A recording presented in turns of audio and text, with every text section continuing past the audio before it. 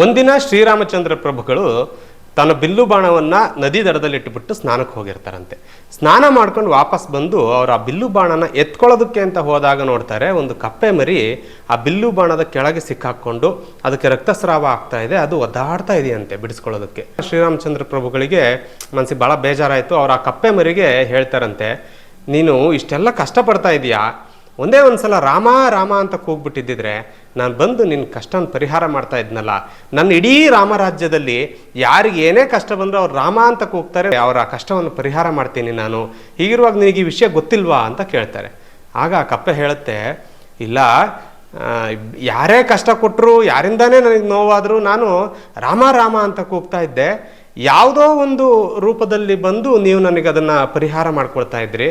ಆದರೆ ಈ ಸಲ ರಾಮನೇ ನನಗೆ ಕಷ್ಟ ಕೊಟ್ಟಾಗ ನಾನು ಯಾರ ಹೆಸರು ಕೂಗಲಿ? ಯಾರನ್ನು ನಾನು ಯಾವಾಗಲೂ ಬೇರೆಯವ್ರ ಕಷ್ಟ ಕೊಟ್ಟಾಗ ಯಾರ ಹೆಸರನ್ನು ಕೂಗ್ತಾ ಇದ್ದೆ? ಯಾರು ನನಗೆ ಆಶ್ರಯ ಅಂದ್ಕೊಳ್ತಾ ಇದ್ದೆ? ಯಾರ ಹತ್ರ ಓಡಿ ಬಂದು ಅದನ್ನು ಹೇಳ್ಕೊಳ್ತಾ ಇದ್ದೆ? ಅದೇ ವ್ಯಕ್ತಿಯಿಂದ, ಅದೇ ಶಕ್ತಿಯಿಂದ ನನಗೆ ನೋವಾದಾಗ ನಾನು ಯಾರ ಹತ್ರ ಹೇಳ್ಕೊಳ್ಳಿ ಅನ್ನುವಂಥ ಒಂದು ದುಃಖವನ್ನು ಆ ಕಪ್ಪೆ ರಾಮನ ಹತ್ರ ತೋಡ್ಕೊಳ್ಳುತ್ತೆ. ನಮ್ಮ ಬದುಕಿನಲ್ಲೂ ಅಷ್ಟೇ, ನಾವೆಲ್ಲರೂ ಈ ಕಪ್ಪೆ ಇರೋ ಪರಿಸ್ಥಿತಿಲಿ ಒಂದ್ಸಲ ಅಲ್ಲ ಒಂದ್ಸಲ ಇರ್ತೀವಿ. ಯಾಕಂದರೆ ಯಾರ್ಯಾರೋ ತೊಂದರೆ ಕೊಟ್ಟಾಗ, ಯಾರಿಂದನೋ ಮನಸ್ಸಿಗೆ ಬೇಜಾರಾದಾಗ ಓಡೋಗಿ ಒಬ್ಬ ವ್ಯಕ್ತಿ ಹತ್ರ ಹೇಳ್ತಾ ಇರ್ತೀವಿ. ಯಾವತ್ತೋ ಒಂದು ದಿನ ಆ ವ್ಯಕ್ತಿನೇ ನಮಗೆ ನೋವು ಕೊಡ್ತಾರೆ, ಆ ವ್ಯಕ್ತಿಯಿಂದಲೇ ನಮಗೆ ಸಂಕಟ ಆಗುತ್ತೆ ನೋಡಿ.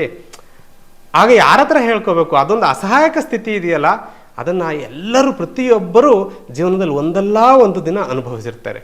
ಹೌದು ಅನ್ಸಿದ್ರೆ ಎಸ್ ಅಂತ ಕಮೆಂಟ್ ಮಾಡಿ, ಅಥವಾ ಈ ಥರದ ಪರಿಸ್ಥಿತಿಯಲ್ಲಿ ನೀವಿದ್ರಾ ಅನ್ನೋದನ್ನು ಕಮೆಂಟ್ ಬಾಕ್ಸ್ನಲ್ಲಿ ತಿಳಿಸಿ.